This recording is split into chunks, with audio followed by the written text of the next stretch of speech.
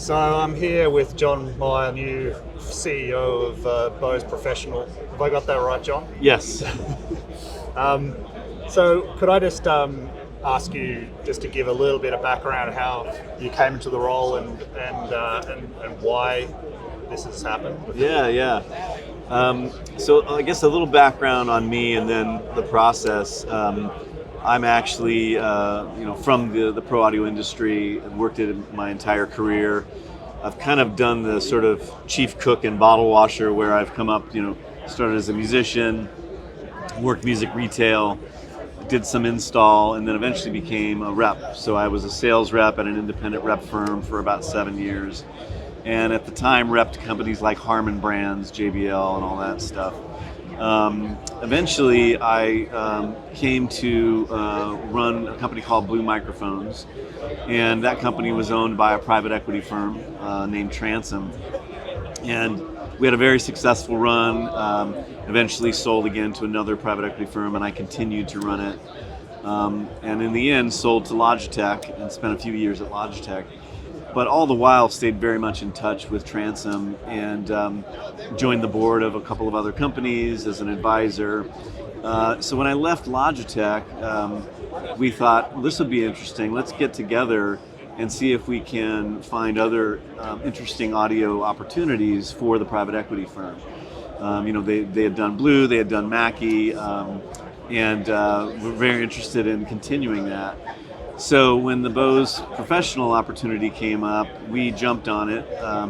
It's not often that a top 100 brand in the world sells off something of its business, and so the process took a very long time, but during that process, I was the operating partner, sort of driving the connection and would essentially take over the business, managing the business. From the ownership's perspective, right, kind of as a board member. Along the way, it kind of came to me as an opportunity and an offer from the board. They said, look, what about you running the business? We had Mike Bennett, a great leader, really did a great job through a tough period of time for the business. His background was very much focused on operations, supply chain. Bose had been part of Bose for many years, 25 plus years. So we really liked Mike and had a great relationship with him, but we also felt that we needed to have an outsider's viewpoint. We wanted to have someone from the market, from the industry, with an outside-in view rather than a sort of Bose perspective and an operational inside-out perspective. And so the board offered me the position, and I jumped at the chance because I've always loved the Bose brand. I've admired it for decades, really, and been involved in the brand. I've actually sold the product. I've used the product over the years, and I'm talking about Bose Professional, not just the Bose brand in general. So really excited about the opportunity, and because I've got some background both in the industry and with Bose Pro in the last year, we were able to hit the ground running. So I'm 4.5 weeks in here, but we've already made some moves, and we'll continue to make moves to move faster. Essentially, we want to get our product roadmap dialed in, be able to get product availability issues fixed, and really get the thing on a track that is consistent and is focused and sort of driving our core business. So, do you? I'll ask this as diplomatically as I possibly can, but private equity ownership hasn't always been fantastic for a brand.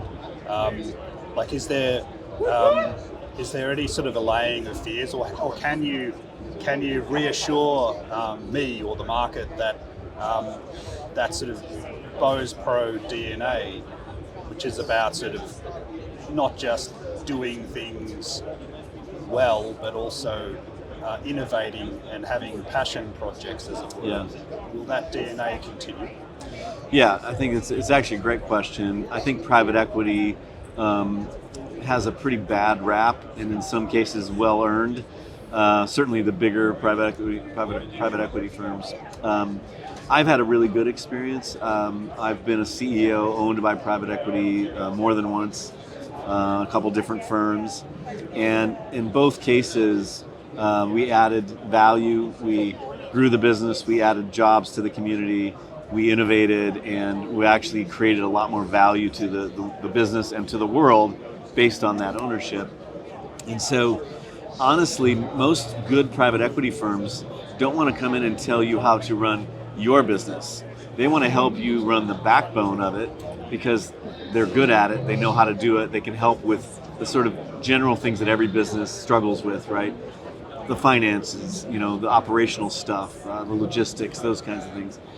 But they're not going to come in and tell us how to make a speaker. They don't know how to make a speaker. So it really is up to leadership to drive that. And we have no intention of becoming a Me Too also ran brand. We're going to continue to innovate. We're going to continue to partner with great brands as well, and do really interesting products. We have some fun things in the works that are longer term, and as I said, we're working on the roadmap now to get some shorter term wins, and we're working really hard on the product availability stuff. We've improved it greatly, as I think most companies have. We have a few still, issues out there that over the next quarter and a half, we should have those dialed, and we'll be in really good shape. So, without giving anything away about the roadmap necessarily, although you're more than welcome to, can you at least sort of provide me with an idea of the direction? Like, will we see more focus on that meeting room, huddle room space, for example? Yeah, I think more to come on that, but I would say right now it's going to be a lot about focusing on our core, right? What got Bose Professional where it is today is that sort of middle market of hospitality, retail, restaurant, house of worship, higher education. And in certain regions, the arena space has been very successful for us as well. So that's what we want to redouble our focus on, to make sure that we don't give up our position there, right? We still have aspirations to do other things. We obviously entered the video conferencing space in a sort of a bring your own device world that we think is very viable, and we're already seeing success with that. So we'll continue to play in those fields, but ultimately the short term is focusing on the core. And then I guess the second thing is focusing on the channel, our customers, from patrons to end users to integrators to distributors, is making sure that we're addressing the needs, that we understand what the problems are, and we're solving those issues. So I think that's the early focus. The long term is kind of the work that we're doing now in the background. So the combination of both long-term vision for the brand and the roadmap that's going to get us there. That's stuff that we'll be able to share over the coming months. Thanks, John, for your time. Really appreciate it. Thanks for having me. Appreciate it.